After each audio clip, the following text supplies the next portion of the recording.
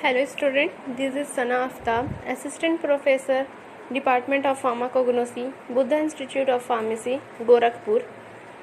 Here we discuss about B Pharm 4th semester unit of Pharmacognosy. Topic is alkaloids. Here we discuss about metabolites. What is metabolites? What is primary and secondary metabolites? Function of metabolites. Function of secondary metabolites, and then after what is alkaloids. Now we discuss about introduction part of metabolites. So let's start about introduction of metabolites.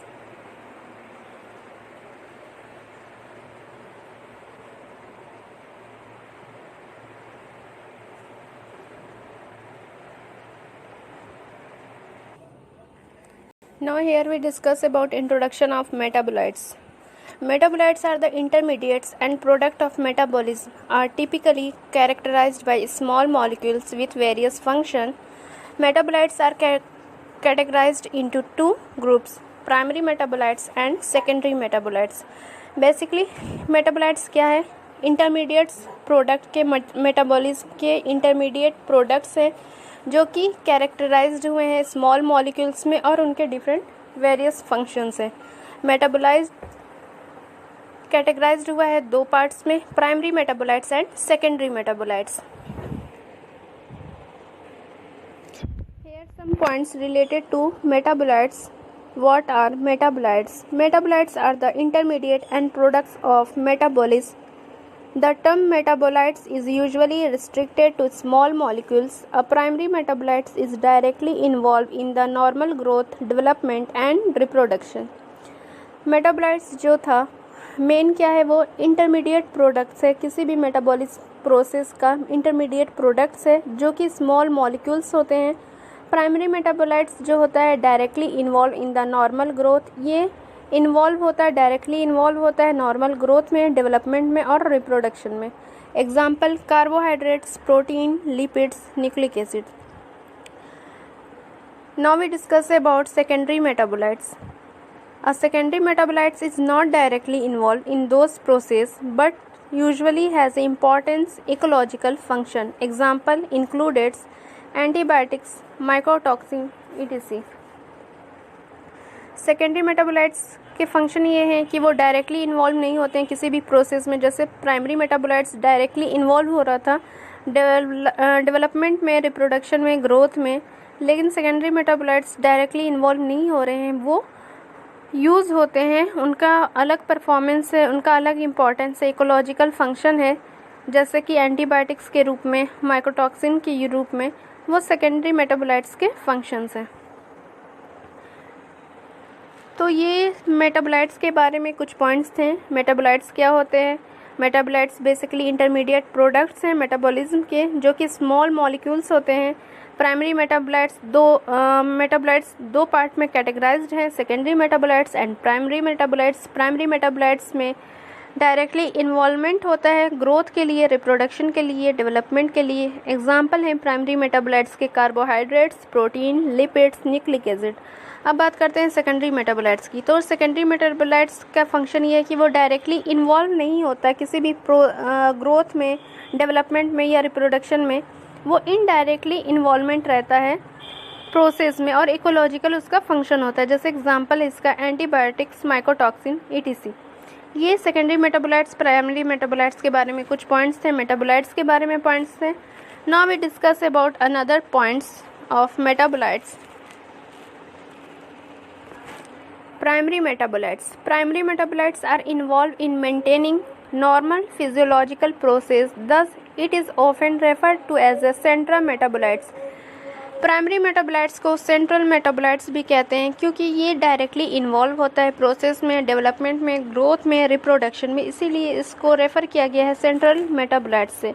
Essential for the proper growth and development, reproduction. ये essential है किसके लिए? Growth के लिए, development के लिए और reproduction के लिए. Example includes alcohol such as ethanol, lactic acid. Primary metabolites के कुछ एग्जाम्पल हैं जो कि अल्कोहल है, अल्कोहल की कैटेगरीज में इथेनॉल है और लैक्टिक एसिड्स है. तो ये प्राइमरी मेटाबोलाइट्स के बारे में कुछ पॉइंट्स हैं. Now we discuss about another point of secondary metabolites. Here is a point of secondary metabolites. Secondary metabolites is a terms for pathways for small molecules and products of metabolism that are not absolutely required for the survival of the organism. A secondary metabolite has an important ecological function. Example includes antibiotics, mycotoxin, etc. जैसे बात किया है पहले slides में कि secondary metabolites क्या होते हैं. सेकेंडरी मेटाबोलाइट्स डायरेक्टली इन्वॉल्व नहीं होते हैं किसी प्रोसेस में, उनका एक डिफरेंट इकोलॉजिकल फंक्शन होता है. तो यहाँ फर्स्ट पॉइंट है secondary metabolites is a term for pathway for small molecules and products of metabolism that are not absolutely required for the survival of the organism.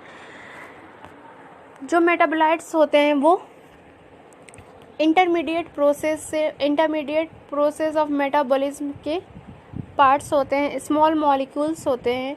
वही small molecules दो parts में categorised हैं, primary में और secondary में. तो secondary metabolites क्या है कि ये ऑब्टेन होता है पाथवे से, मेटाबॉलिज्म पाथवे से स्मॉल मॉलिक्यूल से, लेकिन ये रिक्वायरमेंट नहीं होता है, इसका कोई एब्सोल्यूट रिक्वायरमेंट नहीं है सर्वाइवल ऑफ ऑर्गेनिज्म में. Next point is a secondary metabolite has an important ecological function. Secondary metabolites के इम्पॉर्टेंट क्या है, इकोलॉजिकल फंक्शन में ये हेल्प करते हैं. Example includes antibiotics, mycotoxin. कुछ एग्जाम्पल्स है सेकेंडरी मेटाबोलाइट्स के जैसे एंटीबायोटिक्स और mycotoxins. Next point is there are classified on the basis of. Secondary metabolites के क्लासिफिकेशन है केमिकल स्ट्रक्चर के बेसिस पर, केमिकल कंपोजिशन के बेसिस पे, सॉल्युबिलिटी इन वेरियस सॉल्वेंट के बेसिस पे, pathway by which they are synthesised. इनके classification है on the basis of structure, chemical composition, solubility और pathway.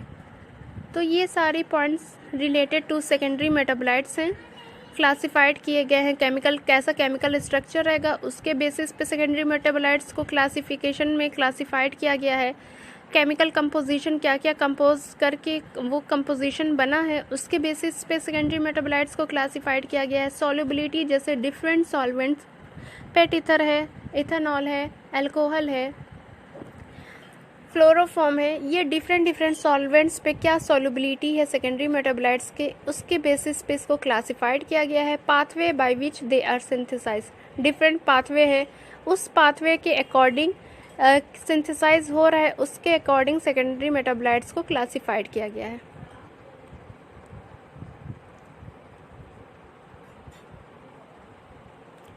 Here is a slide about difference between primary and secondary metabolites.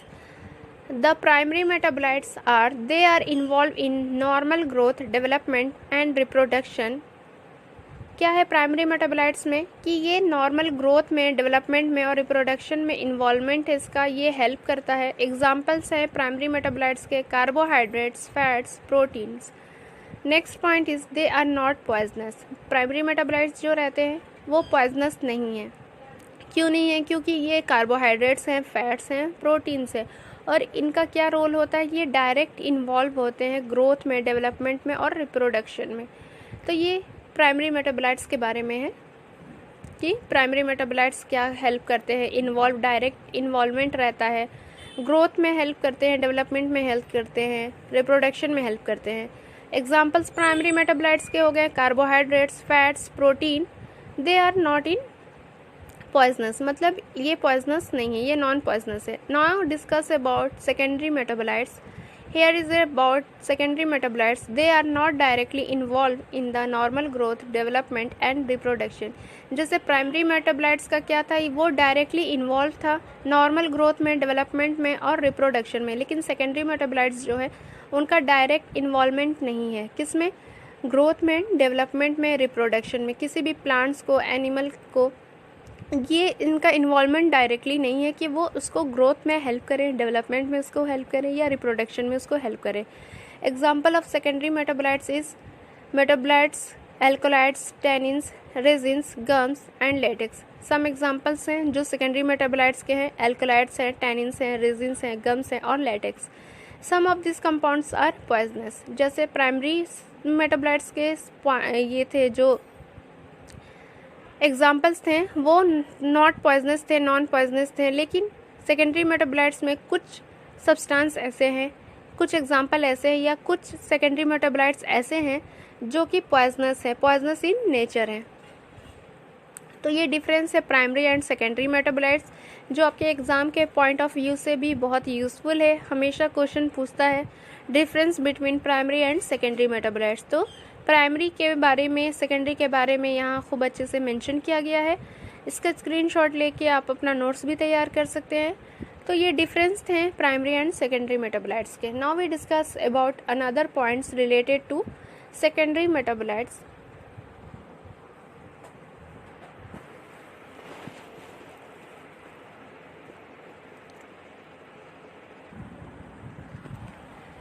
Now here we discuss about why secondary metabolites is necessary.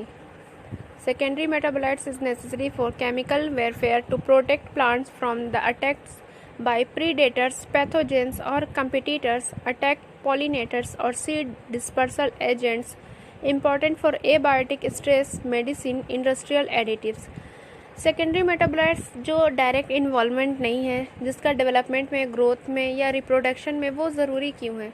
वो ज़रूरी इसलिए होता है क्योंकि production of medicines में, industrial additives में, important for abiotic stress में और केमिकल वेरफेयर प्रोटेक्ट करता है प्लांट को अटैक्स बाय प्रेडेटर्स, पैथोजेंस और कंपिटिटर्स से।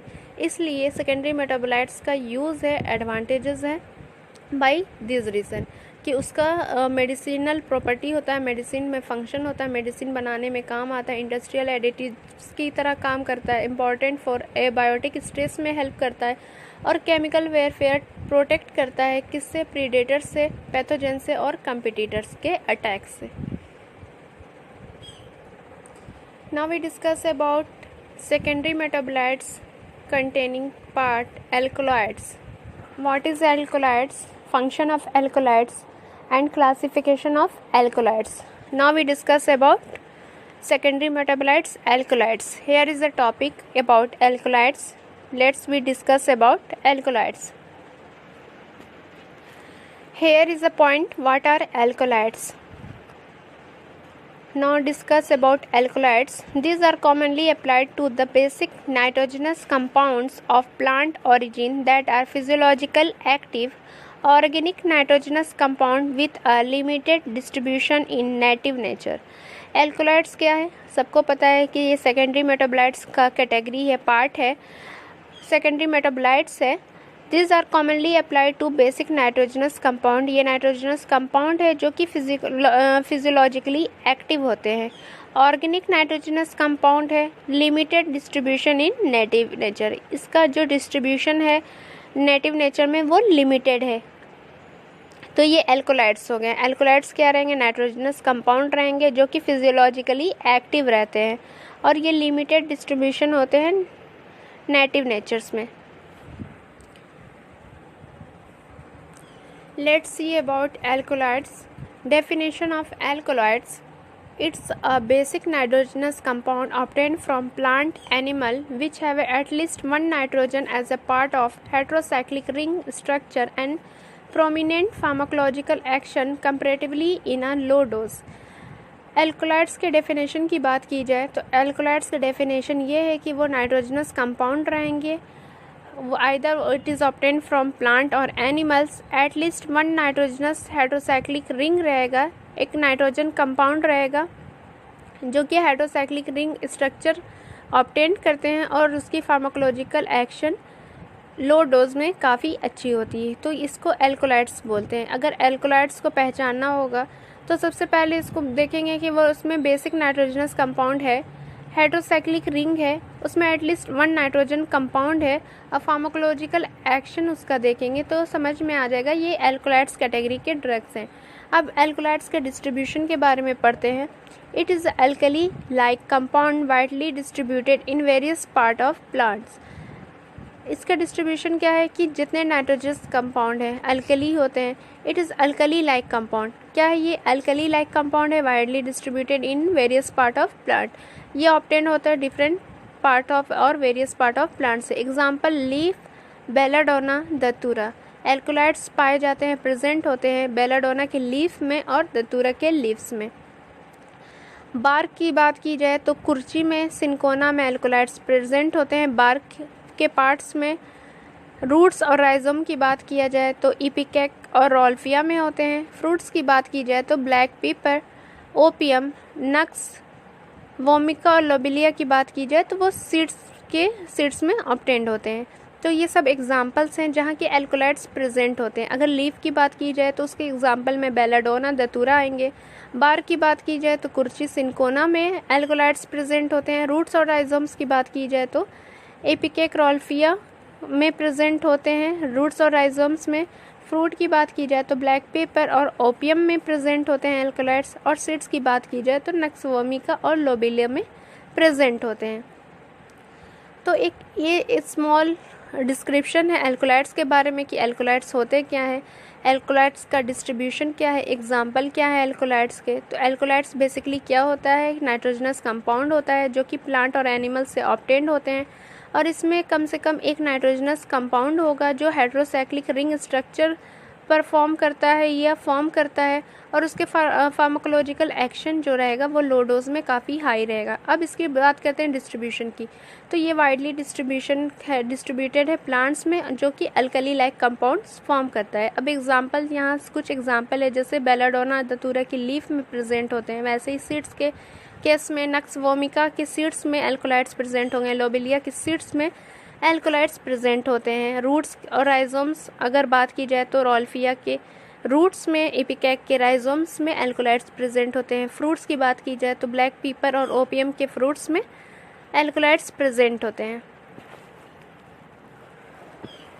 This is all A small description about alkaloids. Now let's another slides about alkaloids. Here we discuss about general properties of alkaloids. Mostly are solid crystalline form, but few expectation are liquids, nicotine, quinine, etc. ये solid crystalline रहते हैं nature में, लेकिन कुछ exception हैं जो कि alkaloids हैं लेकिन वो लिक्विड है, उसमें निकोटीन और क्विनिन के एग्जाम्पल आते हैं। नेक्स्ट है generally colourless but few exception are berberine is yellow, salt of sanguinarine is copper red in colour.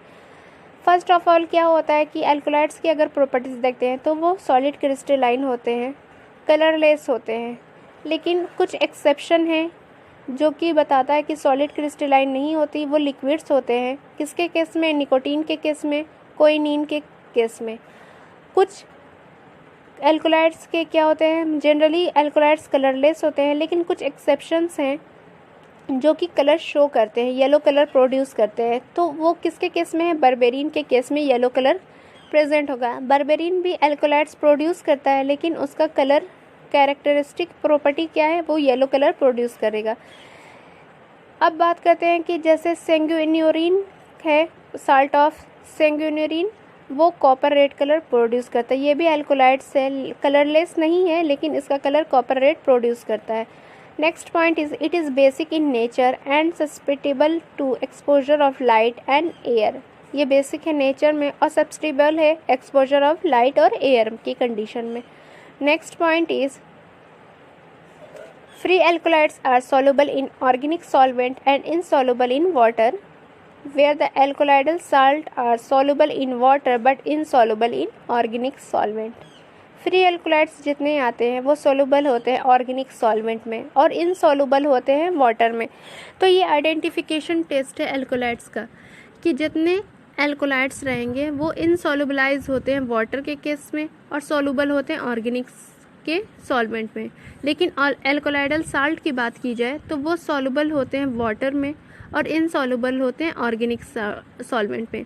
Just opposite है, एल्कोलाइड्स की अगर बात की जाए तो वो सॉल्युबल होता है ऑर्गेनिक सॉल्वेंट में, और एल्कोलाइडल साल्ट की अगर बात की जाए तो वो सॉल्युबल होता है वाटर में, वो इनसॉल्युबल होता है इनऑर्गेनिक सॉल्वेंट में।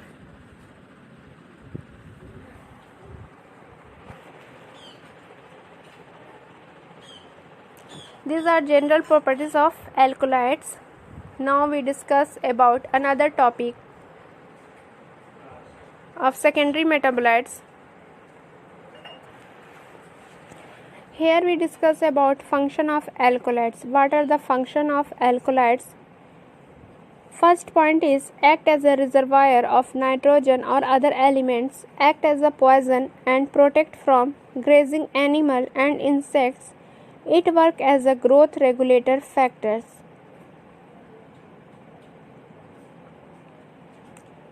Useful during detoxification of harmful substances. Useful during detoxification of harmful substances. Transportation of various acids as alkaloids are associated with plant acids. Here is a function about alkaloids. Alkaloids का function ये है कि वो reservoir क्या है, nitrogen का reservoir है और अदर एलिमेंट्स का भी रिजर्वायर है और एक्ट करता है पॉइजन की तरह जब प्रोटेक्ट करता है प्लांट को। किससे प्रोटेक्ट करता है? एक्ट करने लगता है पॉइजन की तरह, प्रोटेक्टेड फॉर्म बना लेता है ग्रेजिंग एनिमल और इंसेक्ट के लिए। इंसेक्ट और ग्रेजिंग एनिमल के लिए एक्ट करता है वो पॉइजन की तरह, वो प्रोटेक्ट करता है प्लांट को हार्मफुल से। जैसे ग्रेजिंग एनिमल्स इंसेक्ट हैं जो उनको प्लांट्स को बर्बाद कर रहे हैं या फिर उस प्लांट को डिटोरिएट कर रहे हैं, उनसे वो प्रोटेक्शन देता है एल्कलॉइड्स जो है। It work as a growth regulator factor, ये ग्रोथ रेगुलेटर फैक्टर्स की तरह काम कर रहा है। एल्कलॉइड्स का जो फंक्शन है वो फंक्शन क्या है? ग्रोथ रेगुलेटर फैक्टर की तरह, क्योंकि उसका फंक्शन हो रहा है पॉइजन की तरह एक्ट कर रहा है जो कि प्रोटेक्ट कर रहा है ग्रेजिंग एनिमल से और इंसेक्ट से। जो कि ग्रेजिंग एनिमल्स हैं, इंसेक्ट्स हैं, प्लांट को हार्म नहीं पहुंचा रहे हैं, जिसकी वजह से प्लांट ग्रोथ अच्छा कर रहा है। तो ये फंक्शन है एल्कलॉइड्स का कि एल्कलॉइड्स एक्ट करता है रिजर्वायर ऑफ नाइट्रोजन को, रिजर्वायर की तरह काम करता है नाइट्रोजन के लिए और अदर एलिमेंट्स के लिए। एक्ट करता है पॉइजन की तरह एक्ट करता है किसके लिए? ग्रेजिंग एनिमल और इंसेक्ट के लिए। प्रोटेक्शन प्रोवाइड करता है प्लांट्स को from grazing animal and insect. It work as a growth regulator factor, और ये वर्क करता है ग्रोथ रेगुलेटर फैक्टर की तरह। क्या कर रहा है कि ये पॉइजन की तरह एक्ट कर रहा है जो कि प्रोटेक्शन प्रोवाइड कर रहा है from grazing animal and insects.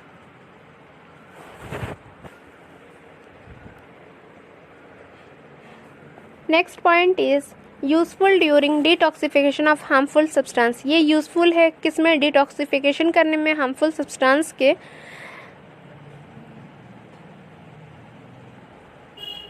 Next point is transportation of various acid as alkaloids are associated with plant acid. Transportation में भी हेल्प कर रहा है डिफरेंट एसिड से जो कि एल्कोलाइड एसोसिएटेड होते हैं प्लांट से।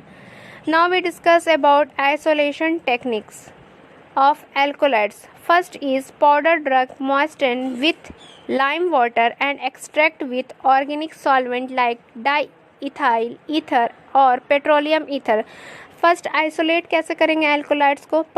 जो भी पाउडर ड्रग रहेगा उसको मॉइस्ट करेंगे लाइम वाटर के साथ, फिर उसका एक्सट्रैक्ट ऑर्गेनिक सॉल्वेंट के साथ निकालेंगे। जैसे कि ऑर्गेनिक सॉल्वेंट में क्या यूज़ करेंगे? डाई इथाइल ईथर और पेट्रोलियम ईथर। इससे क्या होगा कि एक्सट्रैक्ट आउट हो जाएगा। फिर उसको फिल्टर करेंगे एंड कलेक्ट फिल्ट्रेट। जो फिल्टर करने के बाद जो फिल्ट्रेट लेफ्ट आउट बच रहा है, जो अमाउंट बच रहा है लिक्विड का, वो फिल्ट्रेट है, उस फिल्ट्रेट को कलेक्ट करेंगे। Add water and separate organic layer. फिर उसमें वाटर को ऐड करेंगे, ऑर्गेनिक लेयर को सेपरेट करेंगे। Next point is add aqueous acid in organic layer. अब उस ऑर्गेनिक लेयर में ऐड करेंगे एक्वस एसिड। अब उस एक्वस एसिड को क्या करेंगे? Allow to separate the precipitate as a alkaloidal salts. ये सारे आइसोलेशन के टेक्निक्स हैं, 5 आइसोलेशन के टेक्निक है। इसकी मेथड से, इसके प्रोसेस से आइसोलेट्स होते हैं एल्कोलाइड्स। फर्स्ट क्या करेंगे कि मॉइस्टन करेंगे लाइम वाटर से, फिर उसको एक्सट्रैक्ट निकालेंगे ऑर्गेनिक सॉल्वेंट के थ्रू डाईइथाइल ईथर और पेट्रोलियम ईथर से। फिर फिल्टर को कलेक्ट करेंगे, फिल्ट्रेट लेंगे, उस फिल्ट्रेट में वाटर ऐड करेंगे और सेपरेट करेंगे ऑर्गेनिक लेयर। जैसे जैसे वाटर का ऐड होगा सेपरेट होता रहेगा ऑर्गेनिक लेयर। अब उस ऑर्गेनिक लेयर में एक्वस एसिड को मिलाएंगे। अब वो ऑर्गेनिक लेयर जो रहेगा वो सेपरेट करेगा, प्रेसिपिटेट करेगा एल्कोलाइडल सॉल्ट्स में, जिसकी वजह से एल्कोलाइडल सॉल्ट सेपरेट हो गया। तो इसका मतलब आइसोलेट हो गया एल्कोलाइड्स। तो ये आइसोलेशन टेक्निक्स थी एल्कोलाइड्स की। Here is some points chemical test of alkaloids related to chemical test of alkaloids. Mayer reagents, alkaloids, Dragendorf reagents, test of alkaloids, Wagner reagent test of alkaloids, and lastly one is Hager's reagents test of alkaloids. Mayor reagents में क्या होता है, potassium mercuric iodide का solvent use किया जाता है, gives cream precipitate with alkaloids. इसका test क्या होगा कि ये प्रेसिपिटेट देगा क्रीम कलर का एल्कोलाइड्स के साथ। अगर एल्कोलाइड का प्रेजेंस है, एल्कोलाइड उसमें प्रेजेंट है, तो वो क्रीम कलर का प्रेसिपिटेट देगा। Next one is Dragendorff reagent. Dragendorff reagent किससे बना रहता है, पोटेशियम बिस्मथ आयोडाइड से। ये भी एग्जाम में हमेशा पूछता है कि मेयर रिएजेंट्स किस कंपाउंड से बने रहते हैं, ड्रैगनड्रॉफ रिएजेंट्स किस कंपाउंड से बने रहते हैं, या नाम दे देता है। इससे केमिकल टेस्ट के बारे में near about 70 to 80% question semester में पूछता है। तो इस चीज़ को हमेशा ध्यान से स्टूडेंट को पढ़ना है, स्टूडेंट को समझना है इस चीज़ को कि मेयर्स रिएजेंट में क्या क्या कंपाउंड यूज़ होता है, कौन कौन सा सॉल्वेंट यूज़ होता है, ड्रैगनडॉर्फ में कौन सा सॉल्वेंट यूज़ होता है, वैगनर्स रिएजेंट में कौन सा सॉल्वेंट यूज़ हो रहा है।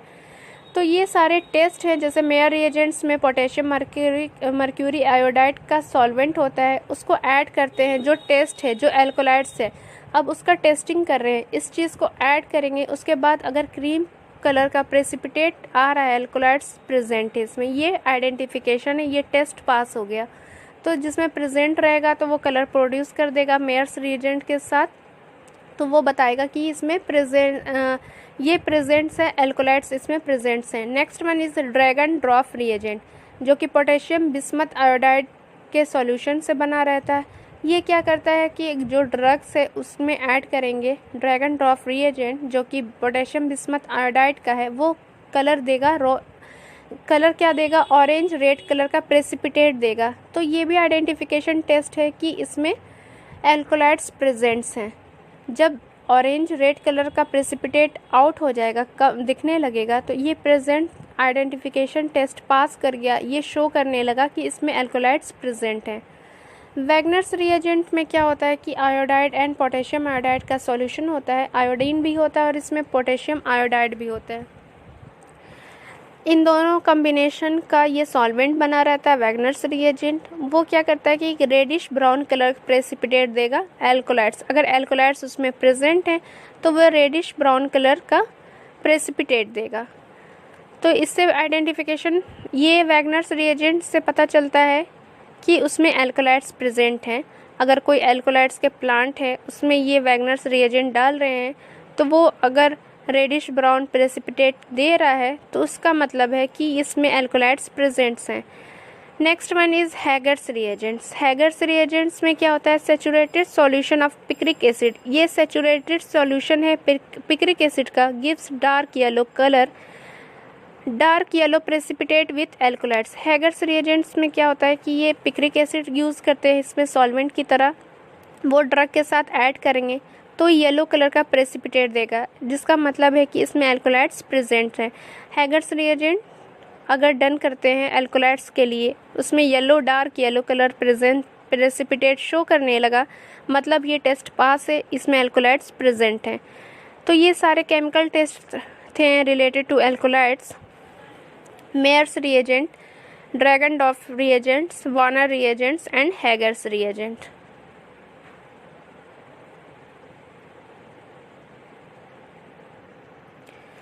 Now we discuss about classification of alkaloids. These are the basic example of classification of alkaloids. Class and example. Class pyridine, example lobeline, piperidine, piperine, pyrrole, hydrine, pyrrolidine, nicotine, imidazole, pilocarpine, isoquinolines, papaverine, narcotine, opium fruit, penethrin, morphine, codeine, opium fruit, quinoline, quinine। ये सारे drugs हैं, ये सारे plant हैं जो कि इस class के कैटेगरी के एल्कोलाइड्स प्रेजेंट होते हैं। जैसे ये एग्जांपल है लोबिलिन, तो इसमें एल्कोलाइड्स पैरिडीन एल्कोलाइड्स प्रेजेंट रहते हैं जिसमें नाइट्रोजनस ग्रुप प्रेजेंट रहेगा एक स्ट्रक्चर से एक रिंग के साथ। नेक्स्ट इंडोल क्लास है, एग्जांपल प्लांट्स के विनक्रिस्टीन है, quinazoline, vasicine, purine, caffeine, tropane, atropine, phenyl ethyl amine, ephedrine, tropolone, colchicine, steroidal, connicins. These are the classification of alkaloids. Now we discuss about another points related to alkaloids. Sources and occurrence of alkaloids. Alkaloids can occur in plant kingdoms among the angiosperms. First source और occurrence है alkaloids का Leguminosae family से, Papaveraceae family, Ranunculaceae family, Rubiaceae family, Solanaceae family and Berberidaceae are the outstanding alkaloids yielding plants. मतलब ये सब family है जो कि एल्कोलाइड्स को प्रेजेंट रखता है, एल्कोलाइड्स को कंटेन करता है। ये डिफरेंट सोर्स है, डिफरेंट अक्रेंस है जिसमें एल्कोलाइड्स प्रेजेंट रहते हैं।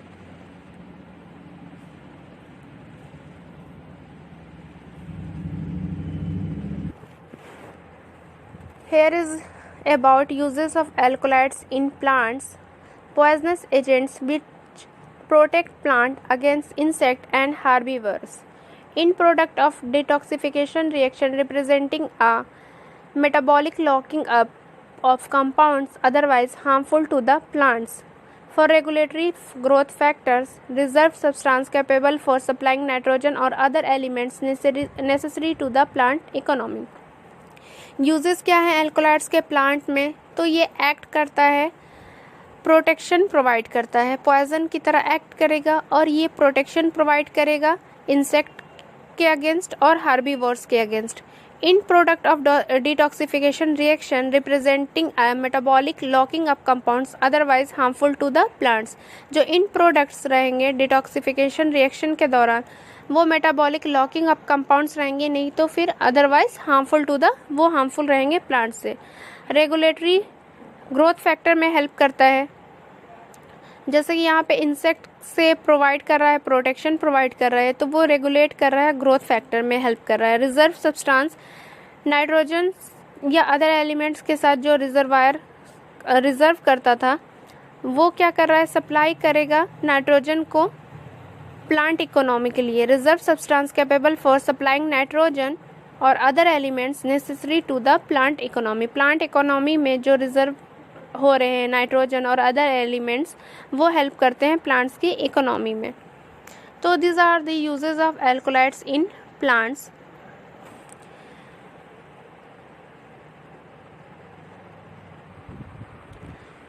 Now we discuss about types of alkaloids. These are different types of alkaloids: true alkaloids, protoalkaloids and pseudoalkaloids.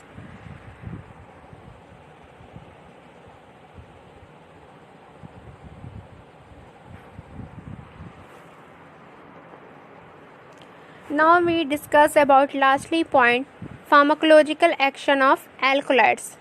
Here is a point pharmacological action of alkaloids. Now we discuss about pharmacological action of alkaloids. First point is analgesic properties, narcotics, anti-malarial properties, antipyretic properties, anti-cancer properties, mydriatics properties, anti-inflammatory properties, myotics property, ephedrine, reserpine. Pharmacological action of alkaloids क्या है? Analgesic की तरह काम करता है। जो morphine codeine alkaloids present होते हैं वो एनाल्जेसिक की तरह एक्ट करते हैं। Narcotics strychnine, brucine with other central stimulant narcotics की तरह काम करते हैं। एंटी मलेरियल की तरह ये काम करता है जो क्यूनिन है। एंटीपायरेटिक की तरह काम करता है। एंटी कैंसर की तरह विनक्रिस्टिन काम करता है। माइडेट्रिक्स एट्रोपिन जो है वो माइडेट्रिक्स की तरह काम करते हैं। एंटी इन्फ्लामेटरी एजेंट्स होते हैं। मायोटिक्स होते हैं। फिजोस्टिगमिन या पिलोकार्पिन क्या है? मायोटिक्स की तरह एक्ट कर रहा है। इफेड्रीन क्या होता है कि rise in blood pressure. Bronchodilators की तरह एक्ट कर रहा है। Reserpine produce fall in excessive hypertension.